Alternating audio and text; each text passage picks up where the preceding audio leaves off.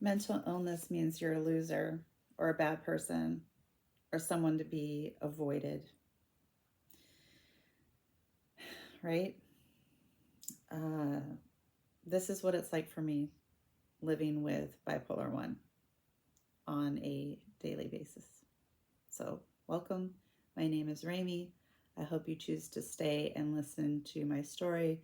And my hopes is that this will help someone out there. I am not a doctor. Uh, I'm not diagnosing anybody. This is not about that. This is just me telling my story, my personal story. And you can take from that what you will. This might give you some insight on yourself or someone you might know, a loved one. And that's my goal today. So I will pretty much do anything to try to numb what I am feeling when I am going through my ups and downs. Now, I say that ups and downs, but Carrie Fisher, uh, I loved Carrie Fisher. Didn't we all love Carrie Fisher? She was bipolar, and the way that she actually described it was not, it wasn't up and down, it was fast and slow. And that's exactly how I would describe it instead of up and down, because it's really not up and down. It's fast and slow. It's like turning on a water faucet. That's what it feels like. Now I'm bipolar 1.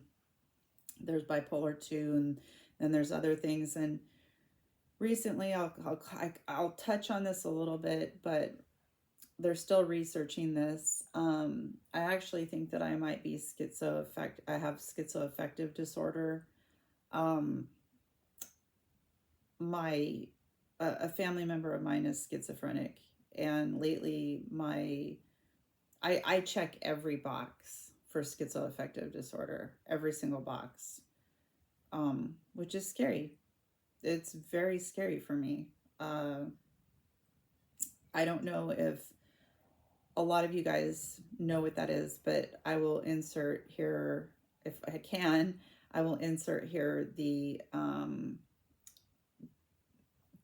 symptoms. Okay, so I'm kind of going off of notes. So I'm a wife of 40 years. I'm a mom of 2 adult children. I'm a friend. I'm a cook. I'm a baker. I'm a YouTuber. This isn't my only channel. I absolutely love it. It's diamond painting. I love to diamond paint. I like to organize.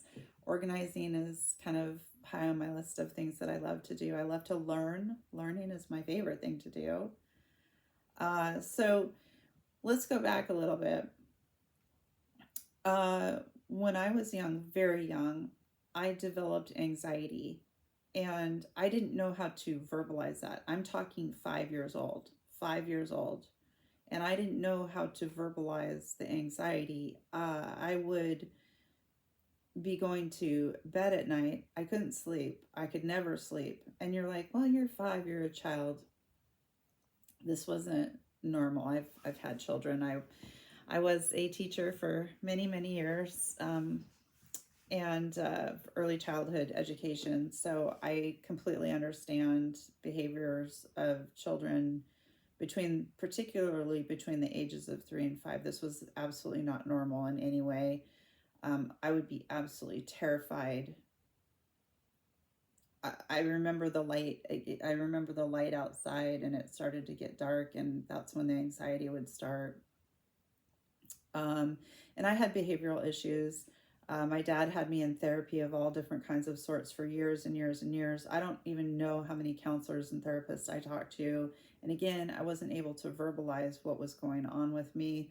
I certainly didn't know what was going on with me. So, and like I said, mental illness does run in my family. So,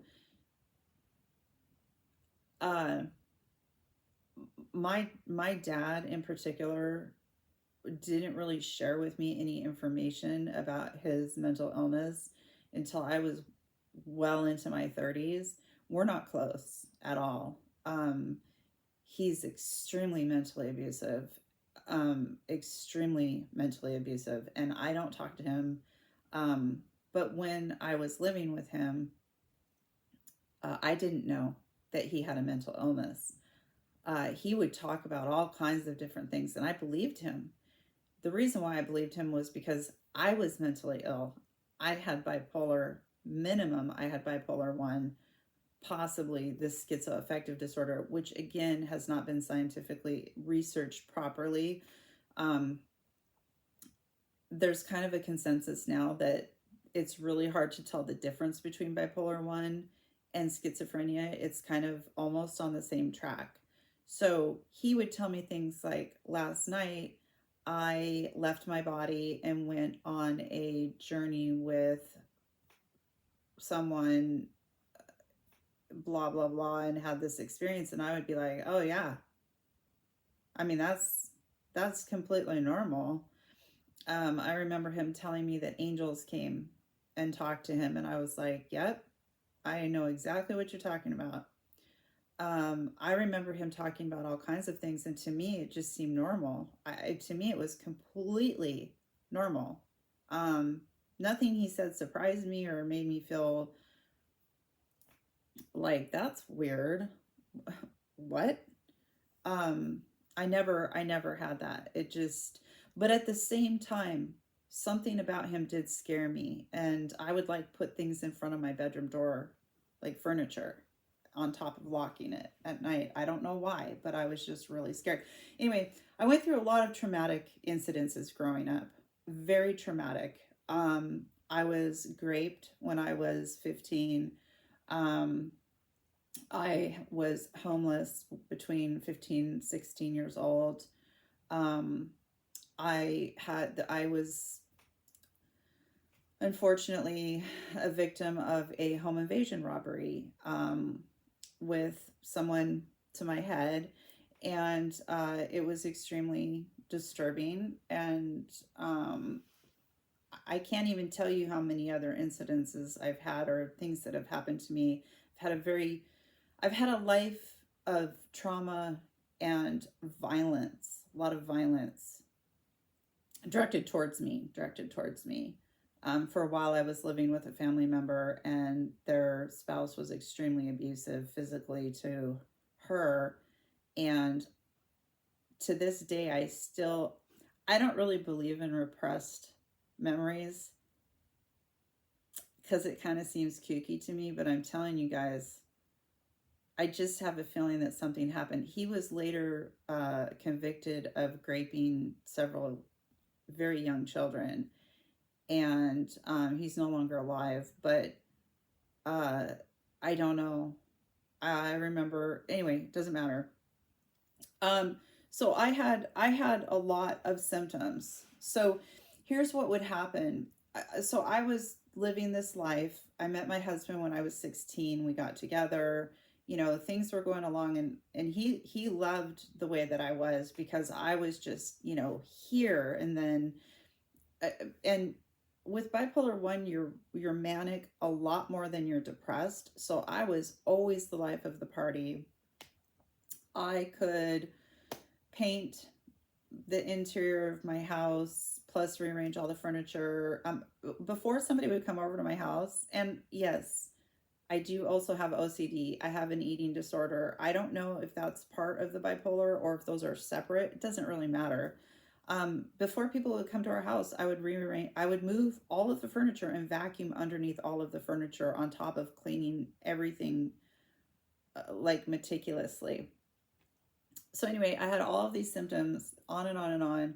And I was working steady jobs. I was going to college, so I was productive. I was very productive, and I was a really good employee. I was a very hard worker. I remember going to school when I was 19. I was going to college to get my GED because of homelessness. I was never able to finish high school. I was getting my GED. I remember at the time I was taking 23 credits this one quarter, and I was working 2 jobs. We were in an apartment, paying for bills, rent, cooking, groceries, all that kind of stuff. So at 19, I was just, yeah, I mean, it was normal for me. And I remember my husband, and if he was able to speak, he would tell you these things too. You know, I would talk so fast he couldn't understand what I was saying. I would just go on and on and on and on and on. Or he would be doing something and it was just constant, like, hey, hey, hey, hey, hey, hey, hey, hey. Um, Most of it was like the cleaning, not really needing that much sleep. Um, and it's extremely painful. And I don't mean physically painful, but here's what I mean. So at first, what happens is when I get manic, I don't know it. I don't realize what's going on most of the time. So what'll happen is I'll I'll give you this example of what just happened to me, and then I'm going to go back to when I was 40 when I got diagnosed. So just yesterday, I started scrubbing the kitchen sink. The kitchen sink was really bothering me. There was like this one little, we have a stainless steel sink. I don't know. Use some comment and a scrub brush. I do it all the time, but for some reason yesterday it wasn't good enough. It wasn't clean enough. It wasn't right. There was something wrong. It was just off. It was like I had to scrub the sink. It was just driving me nuts. Then I had to dust. Then I had to move my entire, where my computer is, my printer, everything, my chair, my desk, everything needed to be moved. All of the plants in the house needed to be moved. A painting needed to be hung up. Um, my entire craft room needed to be rearranged. I mean, like, mm, I was writing stuff down. None of it made any sense. I have it over here. I'm embarrassed to show it, and I'm not going to show it because it makes absolutely no sense whatsoever. But to me at the time, I'm like, this is genius. This is literally genius. Um, so, and it just kept going and going and going and going and going and going and going yesterday. It didn't stop until so it well, it didn't stop. It still hasn't stopped. I'm still manic, but it's like today I haven't been able to focus worth a darn, and I have done so much stuff already. Um, I can't even believe to begin to tell you, and I have thrown so much stuff away. Anyway, I'm having a really hard time keeping my thoughts together, and I'm sorry. I meant to write down more. Anyway, when I was 40, I had a mental breakdown at work, and um, I asked the supervisor if they could call the. I worked at a college, and we had a fire department, and I said, "Can you just have somebody come down from the fire department from the fire department and come look at me?" And they were like, "No, like if there's something wrong, you need to call 911." And I'm like, "Well, I didn't want to bother anybody. I had never told anybody that I was going through this at work. I had never talked to anybody besides my therapist. I mean, I had been through CBT, I had been through DBT. Oh, I got kicked out of DBT. That's a whole other thing. That brought up some, I've done so much therapy, so many different, like eye therapy, just, it's just insane how much therapy I've done. So my supervisor, she was actually kind of irritated with me, and I could tell she thought that I was kind of faking it. Now I'm a lead teacher. I've got 20 students. I'm not going to fake. That's not me. And I could tell that she thought that I was just trying to get out of work. And to be fair, it was a Friday. So, I'm not doing well, and I'm clearly having a panic attack, but I don't want to. I'm trying so hard to not outwardly show it because I've got students and my supervisors there. And she goes, "Well, if you're that bad off, I'll just drive you to the hospital." And I was like, "Thank you." And I think she was kind of surprised by that. So the whole way in the car, and this is how I am. If you know me, you'll understand. I'll give you another example because you're like, no, no, no, nobody can hold back a panic attack. Well, I wasn't holding it back. I was just not showing any outward signs of what was going on. And you're like, that's impossible. Well, then I'm some type of weird miracle. But she drove me, and the whole time we were kind of talking, I had no idea what she was talking about. I couldn't understand a single word she was saying. It was like she was speaking Latin. We get to the hospital, she's carrying my purse, and they bring me in, and sure enough, they were like, she's having a panic attack. We're gonna have her stay. I mean, my blood pressure was like, I don't know, 149 over 100 plus something. I have very low blood pressure. And of course, once I got to the hospital, that's when the breakdown just, I was able to just let loose because I knew I was in a safe environment. And she was like, oh my gosh, I'm so sorry. She goes, she looked at the nurse like, she's like, I didn't know she was going through this. You know, I feel bad. And I'm like, don't feel bad, after I was calm. So she called my husband. My husband ended up showing up. That's nothing. Prior to this happening, um, no, sorry, this was after. I had to resign. I had to retire from my career. I couldn't work anymore. Um, I had another mental breakdown because, again, I was again going to school at this time. Remember, now I'm like 39, 40. I was going to school full time. I was a full time mom, a full time wife, and I worked full time. And when I mean that, I mean I worked, 12 plus hour days, and I was still doing stuff on the weekends because teachers never stop. I was driving my dad to the airport at the time, and all of a sudden, uh, I didn't understand what I was doing. So I had my dad. My dad was in the passenger seat. My kids were in the back seat. I didn't understand what I was doing. We're on I-5, a 4-lane freeway. I-5 goes all the way from Washington State down to Mexico. I didn't understand what was happening. I did. You guys, what I mean is, I didn't know what a car was. I didn't know what I was holding in my hand. Nothing. And I was able to say, I need to pull over.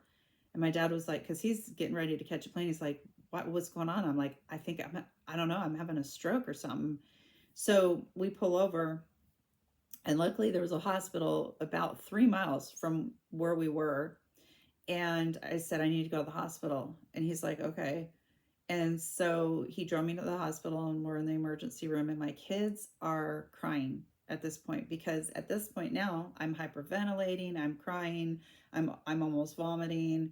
And I'm trying so hard to hold it together. I am trying so hard to hold it together, and they're crying because they're just like, they think mom's going to die. And my dad was no comfort to them. And I remember I had a watch, and I took my watch off and I put it on my son's wrist, and I looked him dead in the eye in the middle of a panic attack, and I said, can you hold on to this? So he would have been 10. I said, I want you to hold on to mommy's watch for me, okay? Because I am coming back to get it. So I need you to hold on to it for me, because I wanted him to know, and my daughter to know, that I was going to be okay. She was comforting him, and I think she was a little bit more used to it. But so I went back, and again, blood pressure extremely high, going through a panic attack, just incredibly uncomfortable mentally, physically, just everything. They gave me, I believe, Xanax. They gave me something for the panic, and I had to sign the whatever, we're here to treat you, blah, blah, blah. And she said, I need you to sign here.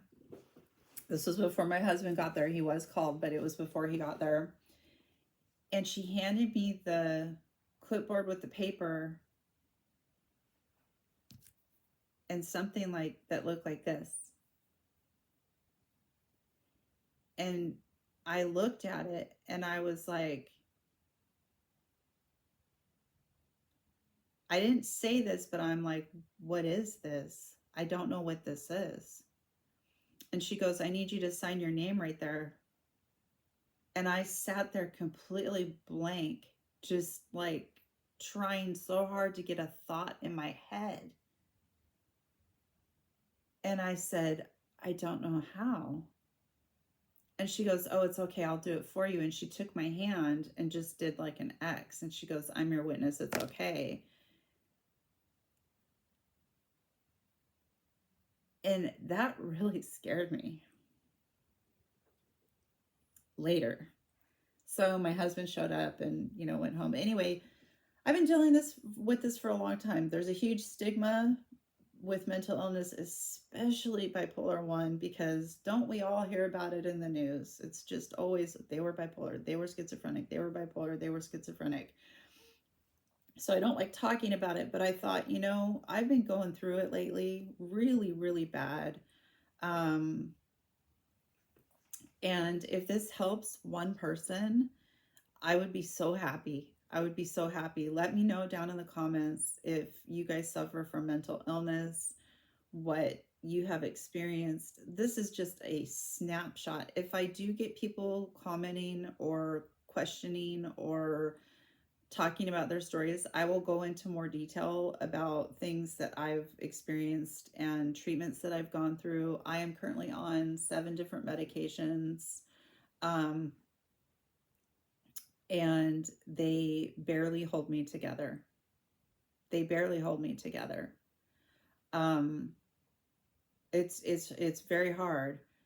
It's very, very hard. Today I'm uh, still pretty manic. I'm not as manic as I was yesterday, but I'm pretty manic. Like, I can guarantee you I am going to be doing a million things today, and I'm trying so hard to keep my butt in this seat and just focus on my diamond painting, and it is just taking everything, because as you can see, I am now filming a video, which is not diamond painting, it's filming a video.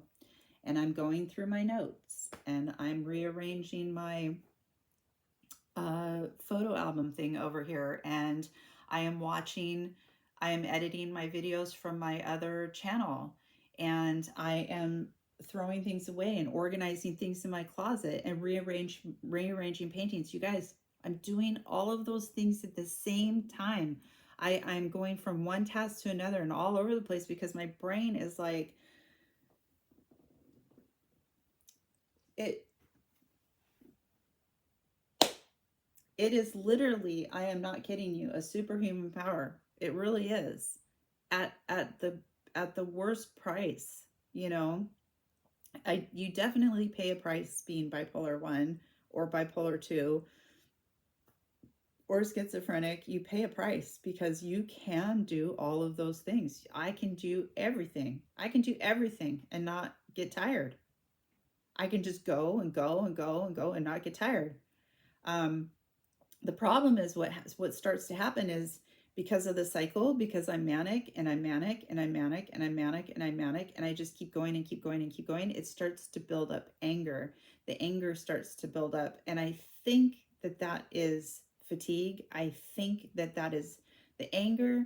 The fatigue is manifesting itself as anger, I believe, in my case. And so it gets to the point where I'm so frustrated and angry that I start to lash out. And you guys, I mean, lash out. So that's, if you want to hear more about that, that's a whole other story. So I'm looking a little crazy today with my hair. Took a shower this morning. And I don't know. I mean, what is this? Why is my hair all, I don't know. Anyway, let me know if you want to hear more. If people do, if you guys do want to know more, or if you know somebody, or you just want to talk, let me know. I'll make another video. Or this might just be a huge flop and nobody cares. And that's fine too. I totally get it. So anyway, with that, I'm going to say goodbye, and I will talk with you soon. Bye.